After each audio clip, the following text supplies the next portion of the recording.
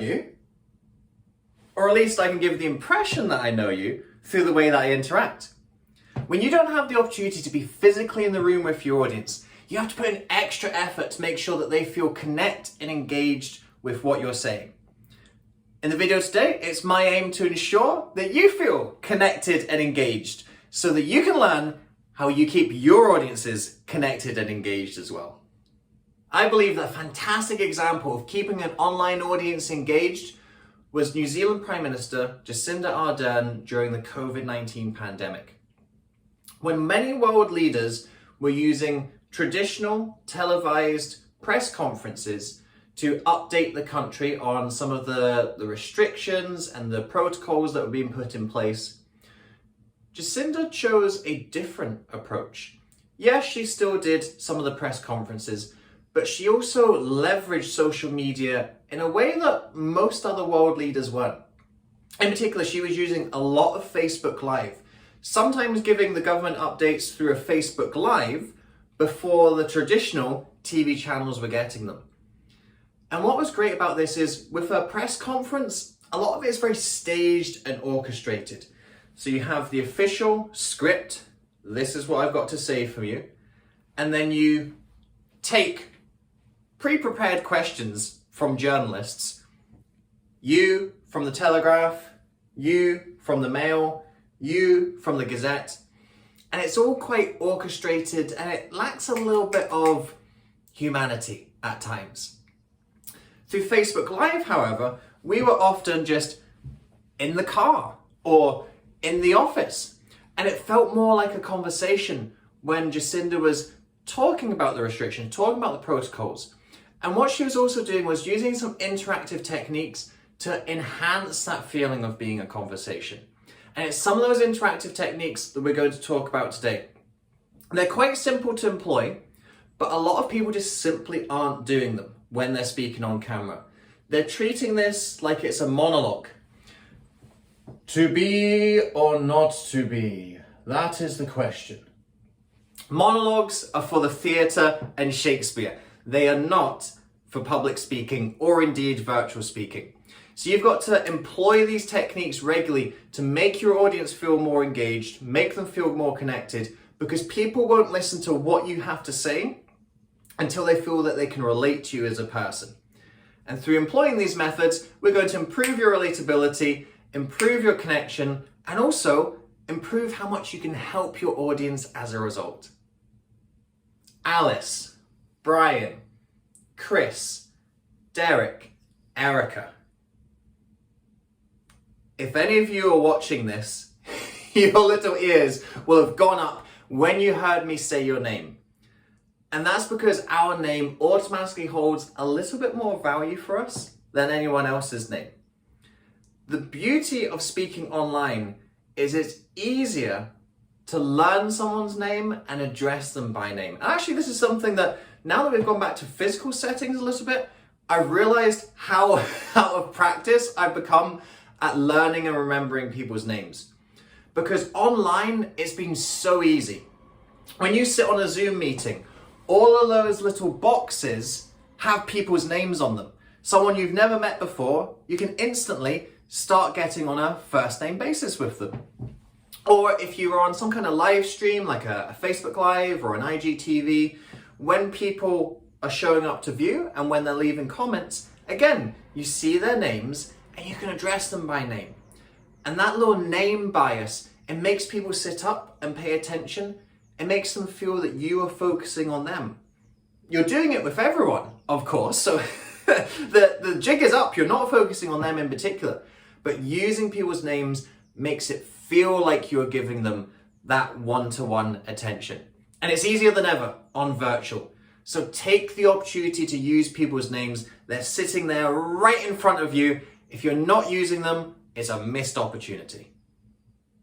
Using people's names is the low-hanging fruit of online interaction.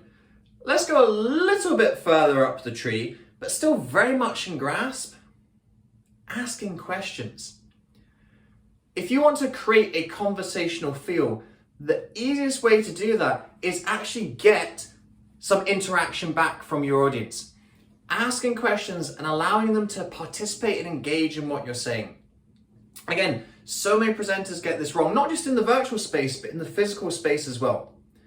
How many meetings and pitches and presentations have you sat through where someone clicks on the slides and they barely even look at you as they talk through those slides? Yeah, okay, here's this thing, and the next thing I want to tell you is this. I know that you could read this by yourself, but I'm going to speak it to you instead, because this is the way that we do good presentations with a PowerPoint. Kill me now, right? Asking questions, getting your audience involved, allows them to connect and engage with you more. It shows that you care as well. You're not just showing up to grandstand and say your piece. You want to hear their opinion, their viewpoint, their perspective. So make sure that you ask questions whenever you're delivering online. They can be simple yes or no questions. Are you a business owner? Are you a manager? Are you a leader? They can be more complex questions like, what is your biggest struggle in managing a team? What is your biggest challenge in selling your product?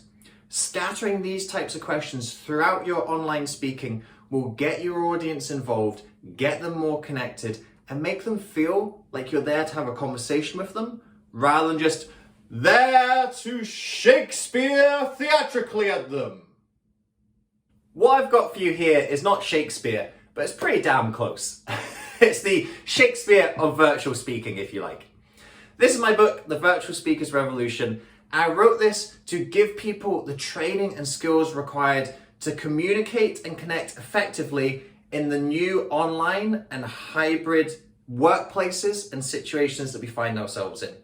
If you're wanting to learn some more techniques and ways to connect better with your audiences, even when they're in different cities and different countries, this is the book for you.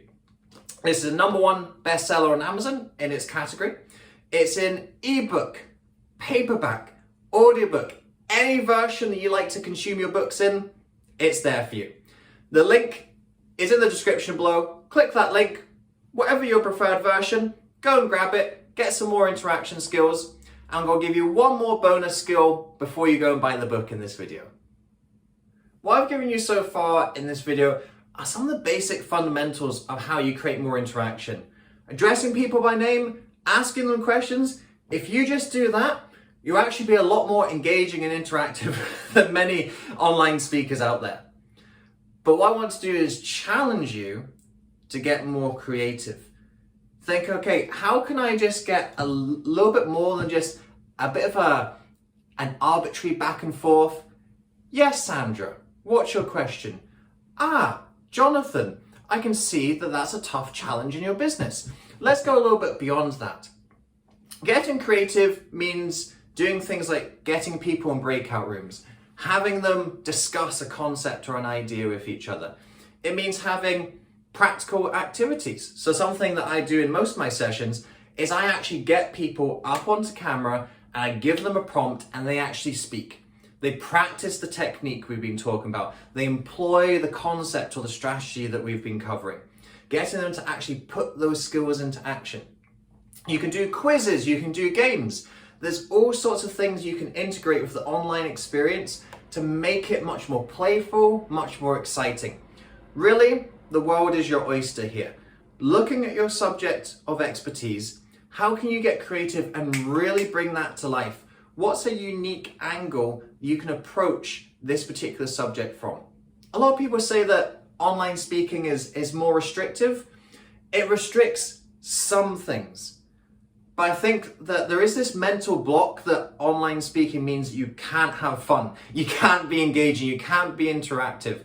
And honestly, that's just utter bullshit. You can get creative, you can have fun, you can make online speaking more engaging than a lot of the physical speaking that we see in our daily lives. And I challenge you to get creative and think about how you can do that.